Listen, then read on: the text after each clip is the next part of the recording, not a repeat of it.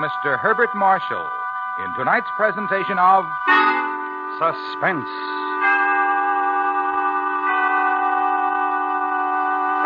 Tonight presents part 2 of one of the most famous of all literary puzzles, Charles Dickens' unfinished novel, The Mystery of Edwin Drood.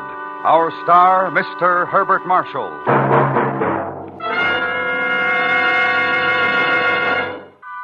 And now, presents Charles Dickens' The Mystery of Edwin Drood, starring Mr. Herbert Marshall, hoping once again to keep you in suspense.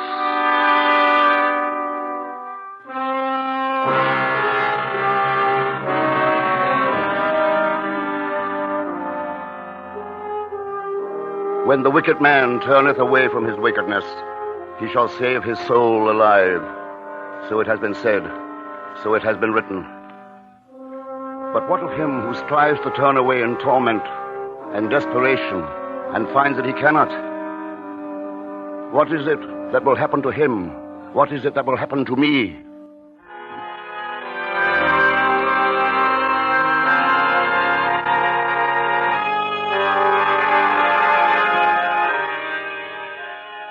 It was on a gray Christmas morn that I, John Jasper, instructor in music at Cloisterham College, sought the answers to those questions. I sought them within myself, within my music, within the paling stars seen dimly through the organ loft windows. But no answers came, only a memory or a dream. I seemed to see a man walking alone through the deserted night-blackened streets of Cloisterham. The deserted streets which were suddenly no longer deserted.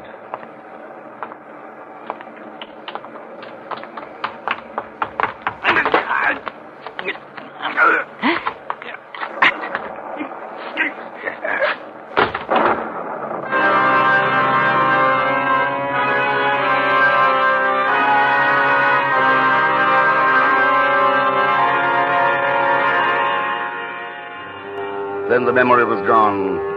The dream was over. And I was at my gatehouse lodgings looking for him who should have been there, looking for the man I suddenly knew would never be there again. Edwin! Edwin!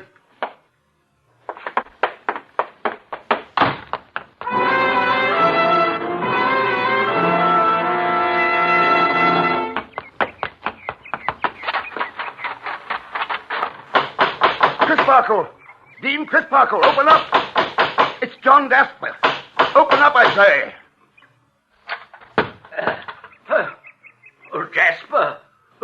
What is it, man? My nephew, Edwin Drood. Where is he? Edwin? Yes, he went to the river last night to look at the storm with Neville Landless. With Neville? Yes, and he never came back. Where is he? Ask Landless where he is. Neville's not home either. Not home? I'll be down directly.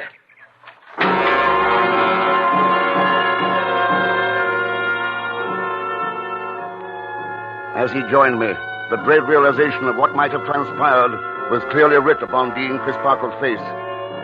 Hurriedly, he roused a number of cottage servants from their holiday beds, and a search was begun. A search for my missing nephew, Edwin Drood, and for the Dean's missing protege, Neville Landless.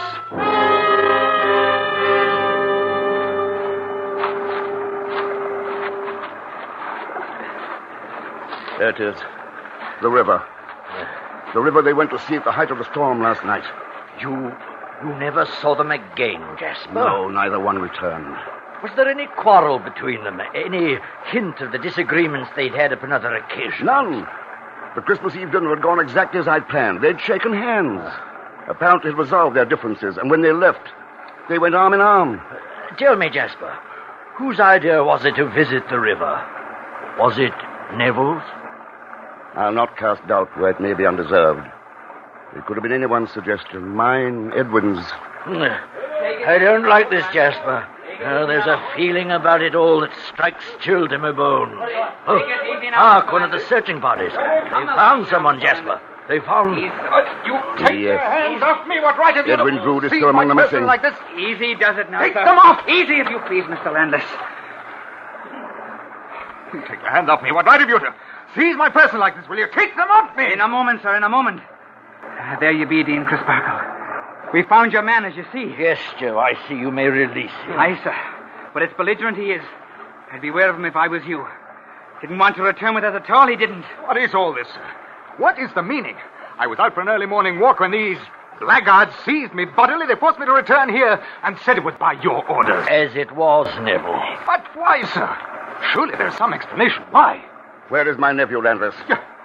Your nephew? Yes, Edwin Drood. Where is he? Why ask me? Why should I know of Drood's whereabouts? Because you were the last person in his company, and he's not to be found. Speak, sir. Where is he? Stay, Jasper. Permit me to question him. Neville, you left Mr. Jasper's residence last night with Edwin Drood? Yes, sir. You went down to the river together? Yes, to see the reaction of the storm upon it. How long did you stay there? Well, it's 10 minutes, more or less. And then? What, Drood took leave of me. Did he say where he was going, then? Well, yes, to return to Mr. Jasper's. That was the last you saw of him? The very last. If something's happened to Drood, I most certainly had nothing to do with it. What are those stains upon your jacket, Mr. Landless? Stains? And that walking stick you're carrying, Joe. The same stains are upon it. Aye, so they are. Bloodstains they be, Mr. Jasper. And the stick, to whom does that belong? Why, to Mr. Landis, sir. We took it off him. Had to, the fuss and all he was putting up. Well, of course they're bloodstains. I fought with these men thinking they were footpads. If there's blood has been spilled, it must be theirs or mine. Neville, I think you'd best accompany us to the authorities.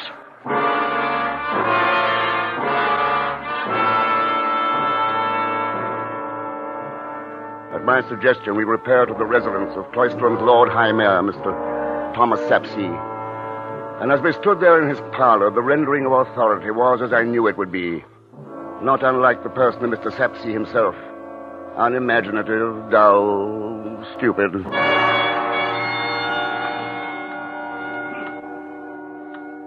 Well, gentlemen, this all seems quite clear to me, quite clear. And I am one who has spared little pain, gentlemen, in training myself to see things clearly. They may be clear to you, sir, but they are far from being so to me. Patience, young man, patience. Justice will be done here, of that you may rest well assured. Yes, well assured. And now, allow me to enumerate the situation. Point number 1. There have been several witnessed quarrels between the two young men in question. The missing Edwin Drood, the here present Neville Landless. The quarrels had been repaired, sir.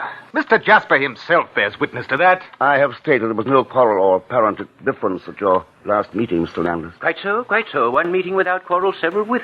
The scales are unbalanced, I quote. Particularly, one might say, as the subject or object of those quarrels was the fiancée of Mr. Drood. Well, surely, Mr. Sapsea, it is not necessary to bring a young lady's name into this. I apologize for the necessity, Mr. Jasper, but it would seem to me that the charming and delightful Miss Rosa is truly at the heart of the matter confronting us. At its heart, yes. In one respect, I am forced to agree with you. There is no doubt that Landis was extremely envious of Edwin's good fortune in being betrothed of Rosa. Yes, as I say, the heart. Now, point number 2. The two gentlemen disappeared together into the night. Point number 3, Mr. Drood never appears again. Point 4, Mr. Landless is apprehended upon the heath, obviously fleeing Cloisterham, and is returned only by force. Point 5, unexplained bloodstains are found upon his person and upon the stick he was carrying. I was not fleeing Cloisterham, and the bloodstains are not unexplained. Circumstances indicate otherwise, Mr. Landless. Yes, otherwise. And the taking of a fellow creature's life is to take something that don't belong to you, you know. Taking of a fellow creature? What madness is this? Oh, Mr. Jasper, surely you don't believe that... My interest lies only in the return of my nephew. And if he is never to return, in seeing that justice is rightly done. Yes, precisely what I had in mind, Mr. Jasper. Precisely.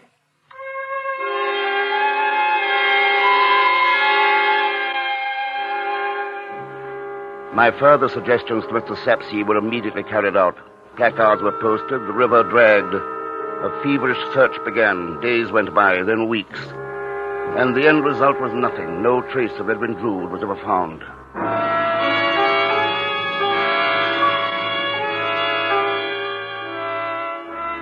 Finally, when all hope was abandoned, Mr. Sapsea delivered his final resolution. It would appear, gentlemen, that the mystery of Edwin Drood has not as yet been solved. No, not solved. However, certain horrible suspicions as yet remain. In the interests of all concerned, therefore, I make the following suggestion. It is that Mr. Neville Landless remove his presence from the city of Cloisterham, and unless there comes a time when certain horrible suspicions no longer exist, that he remain away from here forever.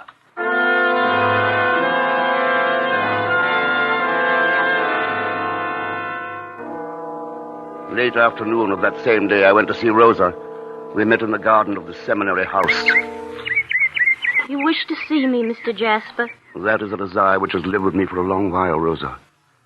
Only the unhappy circumstances of the past few weeks have prevented its fulfillment. And you feel that Mayor Sapesey's announcement has now cleared the way for you? Not for me. For us. Grief does not come to an end with an official pronouncement, Mr. Jasper. Surely even the natural sadness you feel must be tinged with relief. Relief? You no longer are faced with the prospect of a forced, distasteful marriage to Edwin. You're free of your promise to your parents. Now that Edwin's gone, there's nothing to prevent our getting married at once. Our getting married? I'm sorry I put it so bluntly, my dear, but we waited so long, kept our love for each other bedded so deeply. Surely you can't blame me for speaking so frankly now. No, and with Edwin gone, there's no need for me to be silent. You have my solemn word for it, Mr. Jasper, that there is not one drop of love in my heart for you, rather only loathing and hatred. Rosa! I've always despised you, though I tried to hide it for Edwin's sake. Despised you because you pursued me with your eyes, with your thoughts, whispering to me in your mind of your obscene love, even though I was engaged to Edwin. Edwin, the nephew you so falsely pretended, was the dearest thing on earth to me. Rosa, you're overwrought. The strain of these past weeks. You refuse to believe. I can't believe it, my dear. Love you, an old man. The man I loved, the man I still love, is Neville Landless. Landless? Yes, Neville, the man I was going to marry. What do you mean, Rosa? You were going to marry Edwin? No, Mr. Jasper. You told me you were. That was before Edwin and I released each other from our vows, Mr. Jasper. Released? Then Edwin didn't have to die. No, Mr. Jasper. Whether Edwin was alive or dead, I was free to marry the man of my choice.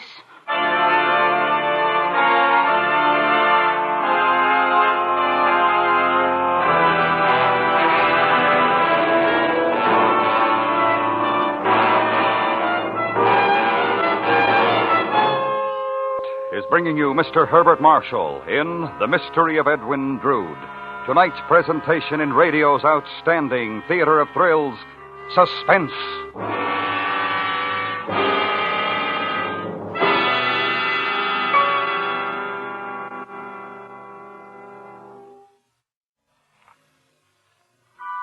And now, brings back to our Hollywood soundstage Mr. Herbert Marshall in Elliot Lewis's production of The Mystery of Edwin Drood, a tale well calculated to keep you in suspense.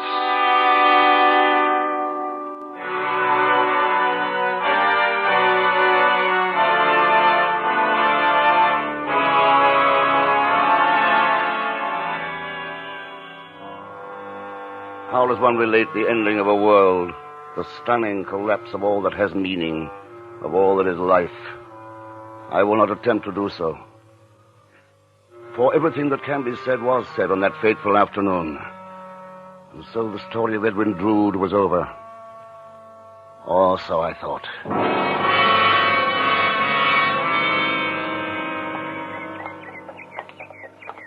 Good day to you, Mr. Jasper. Huh?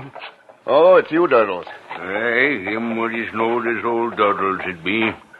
Come to pay another visit to the resting place of the old ones, Mr. Jasper? I didn't know, Doddles. As a matter of fact, I hadn't even noticed that I was walking past the crypt. My mind was elsewhere, I imagine. I thought perhaps you might be coming round for another lesson in burying dead bodies, Mr. Jasper. What's meant by that remark, Doddles?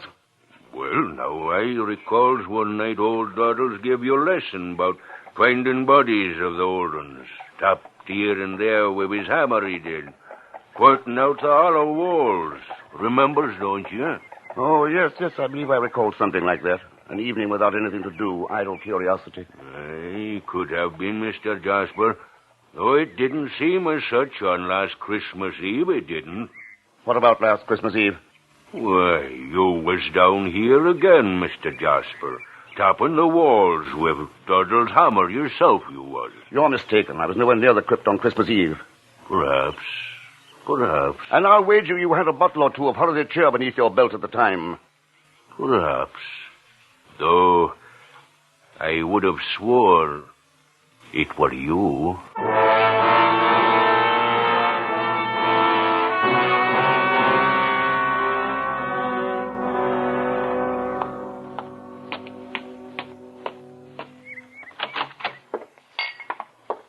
Hello!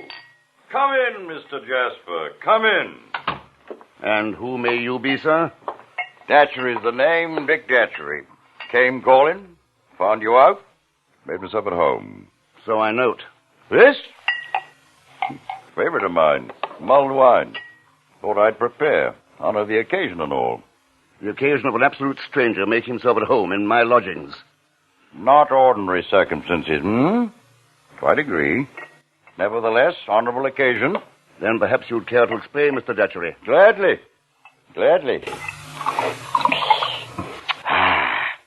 Perfect, sir. Won't you join me? I'm awaiting that explanation, sir. I bring you greetings, sir. Greetings from whom? Your dear boy, Mr. Jasper. Greetings from Edwin Drood. Greetings from Edwin? Aye, sent you the best. Apologizes for not writing. Trust you're not worried. Told you, didn't I? Honorable occasion. Indeed, this is an occasion, Mr. Datchery. I've been worried sick about the dear boy. You found him well? Blooming, best of health. Where is he? Where did you meet with him? London, some lodging house. Kept meeting on stairs, natural thing. Of course, quite natural. Business took me to Cloisterham. Told Edwin. Made me promise a greeting. Here I am. Care to try the wine? Quite good. My apologies, Mr. Datchery. Certainly I would. Toast to Edwin? To Edwin. Perfect. Well, you're on my way now. Duty over. One moment, Mr. Datchery. I must write Edwin and tell him how happy you've made me. What's the dear boy's address? You haven't got it. He moved. Didn't say where. Then there's no more you can tell me about him, where he can be reached? Nothing. I see. Wondering if it's a tall tale, Mr. Jasper? No real greetings? No real Edwin? Surely that's a possibility, Mr. Datchery. Ordinarily, not now. Mementos. Wanted you to have them, to remember him. Duty's fully discharged. I'll be leaving. Good day, Mr. Jasper. Excellent wine.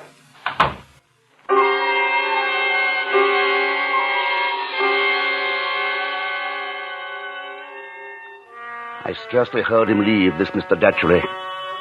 I was staring at the objects he'd placed upon the table. A watch and chain. Edwin's watch and chain. He'd been wearing them the night of the big storm. The last night he'd been seen alive. Mr. Datchery! Mr. Jasper, one moment, please. Good afternoon, Rosa. Oh, have you heard the news, Mr. Jasper? What news, Rosa? It concerns Edwin Drood. Edwin? Yes, he's alive, Mr. Jasper. Edwin's alive. Oh, did you hear me, Mr. Jasper? Did you hear what I said about Edwin? He's alive. That's a rather astounding statement, Rosa. I know. I could scarcely believe it myself, but here. This came to me in the post today from London. It's a letter from Edwin. Oh, isn't it wonderful, Mr. Jasper? We were all so certain that he was dead, that someone had killed him on the night of the storm. And there in your very hand is the proof that he's alive.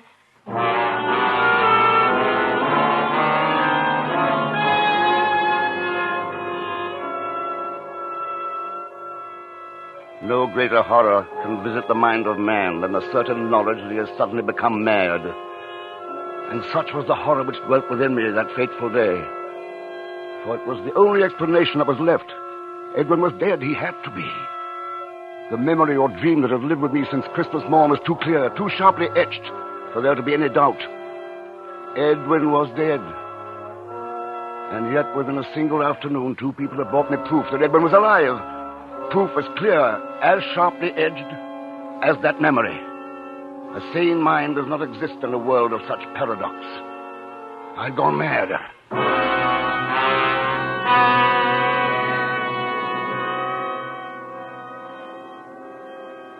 Time finds no haven within the dread confines of madness. Nor was that day an exception. Somehow, without my knowing of it, the day was gone. In what had been a sunlit sky, a night-darkened storm lay muttering ominously. My mud-spattered gaiters, bone-weary legs spoke mutely of hours of aimless wandering, hours of doing fruitless battle with that thing of horrible wonder, a part, which was now my mind. And then I was where I'd been destined to be all along, the one place where the truth could be found, incontestable truth. I entered the venerable crypt of Cloisterham.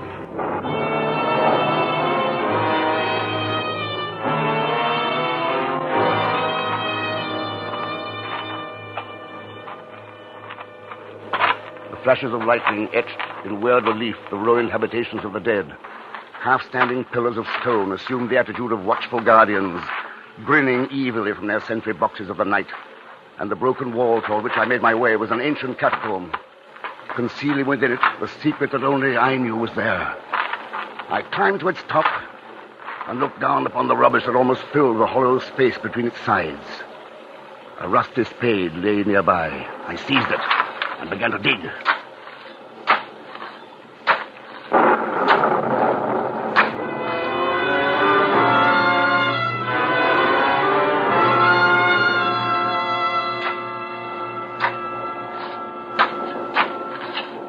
Again, time became meaningless. There was nothing but the feverish labor of uncovering the truth, of finding a rusted watch and chain that would not possibly lie bright and untarnished on my table, of uncovering a skeletonized human hand that was incapable of writing the letter I'd seen. And then the labor, too, became meaningless. There was no watch, no chain, no hand. There was nothing in there but rubble. Looking for something, Mr. Jasper? Landis. I asked you if you were looking for something, Mr. Jasper. What are you doing here? You were ordered to stay away from Cloisterham. I came back, Mr. Jasper. Why? What are you doing here? Same thing that you are, seeking the truth. The truth about what? The mystery of Edwin Drood. There is no mystery. Edwin Drood is alive. Is he? Ask Rosa. Ask Mr. Datchery. They'll tell you. They know he's alive. No, Mr. Jasper. You killed him last Christmas Eve. Edwin Drood is dead. He's not, I tell you. How could he be? If he were dead, why isn't he lying in this grave? The grave in which The grave in which you buried him? No. There was no grave, only a dream. It was all a dream. What was the dream, Mr. Jasper? Everything. Following him back to the river, my hands around his throat, hiding his body here in this wall. It was all a dream. Can't you understand? I've been driven out of my mind by a dream. I didn't do it. But you did, Mr. Jasper. You're a fool, analyst. Look for yourself. This grave I prepared for him is empty. He isn't there. No, but he was here until 2 weeks ago. 2 weeks ago? That was when a London detective and I found what was left of him. Naturally. Yes. With the help of Durdles and his invaluable hammer, we found Edwin Drood. Found the watch which identified him. You told me just now how you killed him. The watch. And Rosa's letter. Written several years ago, reposted from London. Shall we go now, Mr. Jasper? Go? You took me before the authorities once. Now it's my time to take you. Prospect of the gallows make you happy, Jasper? In a way, Landis. At least I'll go to it, knowing that I wasn't mad.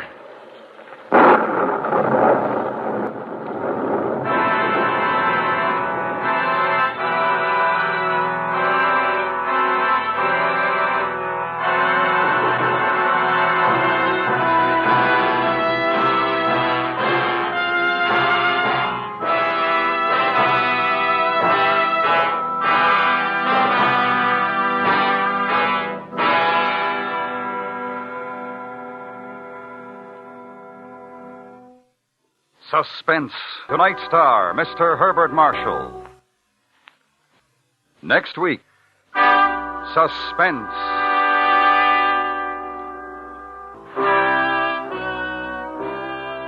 Suspense is produced and directed by Elliot Lewis, with music composed by Lucian Morowick and conducted by Lud Gluskin. The Mystery of Edwin Drood was adapted from Charles Dickens' unfinished novel by Sidney Marshall.